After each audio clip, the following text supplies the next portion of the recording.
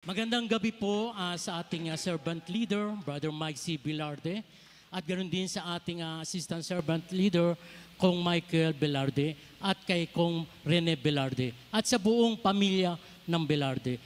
Magandang gabi rin po sa inyo mga kapatid. Ako po si Brother Juanito Mestizo Jr., na isa pong preacher ng GMA Manila. Bata pa lang po ako po ay nagnais na maglingkod sa Diyos.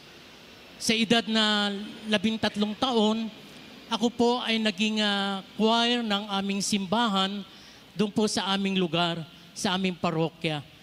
At simula po noon, yung nanay ko po tuwan-tuwa sa akin dahil ako po ay nakapaglilingkod sa ating Panginoon. Subalit dumating yung time na nawala at napalitan yung aming parish priest doon sa aming simbahan. Ang grupo po namin ay isa din sa nabawas dahil iba na po ang tumayong parish priest. Simula po noon ako po ay bihira ng magsimba pag araw ng linggo. Hanggang sa ako ay natutong lumaki na natutong magkaroon ng iba't ibang mga barkada, mga bisyo, at naging sakit ako ng ulo ng aking magulang.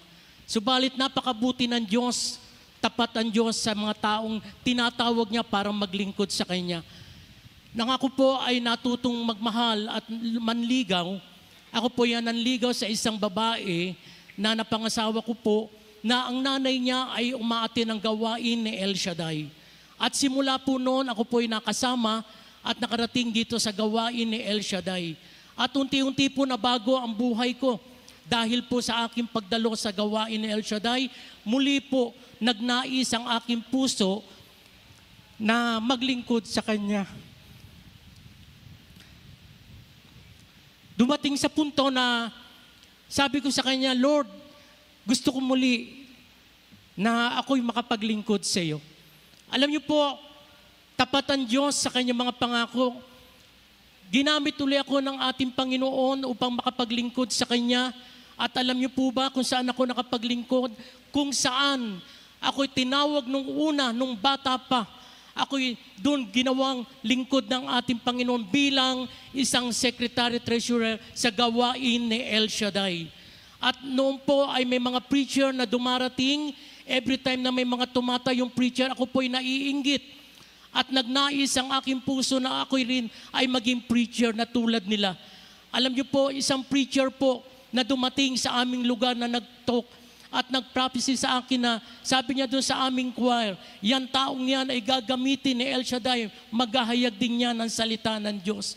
At sinabi po sa akin ng aming choir yon, natuwa ang puso ko. Dumating sa punto na meron din siyang isang ginamit na tao na mag-trainee at babalik para siya ay mag-trainee sa gawain ni El Shaddai dahil dati siyang preacher.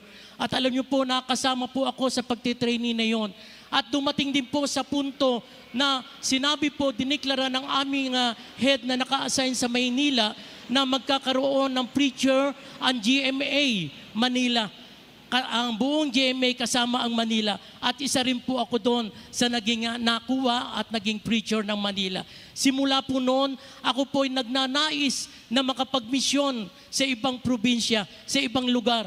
At yun po ay ginawa at ibinigay din sa akin ng ating Panginoon. At nung ako'y makabalik mula sa mission, naitayo na po ang ating CDW at in-announce po na meron tayo dito na pwedeng mag-enroll ang mga nagnanais na mag-enroll sa AB Evangelization. Alam niyo po, ninais ko rin po yun. Dumating sa punto na ibinigay rin sa akin ng ating Panginoon na ako'y makapag-aral sa CDW. Alam niyo po, namroblema po ako nung ako po'y nag-aaral dahil meron po akong makakasabay na mag-aaral ng aking mga anak. 2 sa college, 2 sa high school.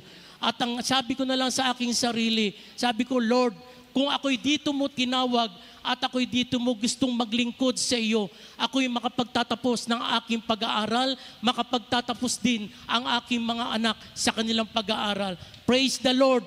Yung aking 2 anak na nasa college na kasabay kong nag-enroll at nag-aaral ay nakatapos na ng kanilang pag-aaral. Ngayon po, yung isang anak ko, yung bunso namin, graduating po siya itong taong ito. purihin ng Diyos. Ang inyong lingkod ay nakapagtapos din ako taong 2017 sa batch 4 ng AB Evangelization. Purihin ng Panginoon. Maraming salamat, Brother Mike, dahil kayo po ang ginamit ng Diyos para yung katulad namin na nagnanais na maglingkod ay makapagpatuloy.